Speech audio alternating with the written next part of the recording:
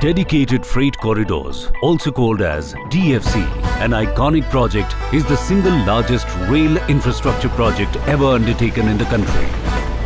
The DFC is coming up with several distinct features which include dedicated freight operation, increased freight carrying capacity per train, higher speed, double stack containers and roll-on roll-off services in electrified territory, development of multimodal logistics parks and terminals.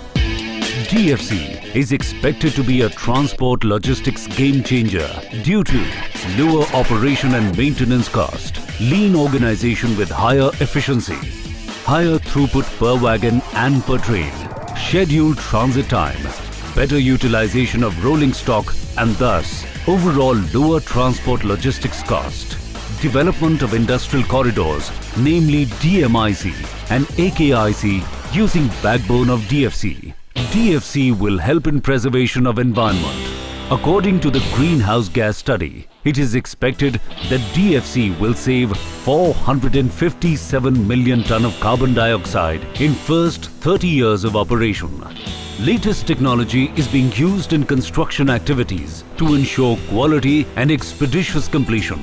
For the first time, track laying machine called as NTC machine, which can lay around 1.5 kilometer of track on a single day, is being used in India. For welding the new rails, advanced flash butt welding machine has been deployed. To monitor the progress of work, drone technology is being used for the first time in the history of Indian Railways. DFC is steadily moving forward to complete the project as per target. All contracts have been awarded in Western DFC. Eastern DFC is also set to attain completion of contract award shortly. Contracts worth more than 35,000 crore rupees have been awarded in the last 2 years. Due to rapid progress of work, capital expenditure has also grown up manifold.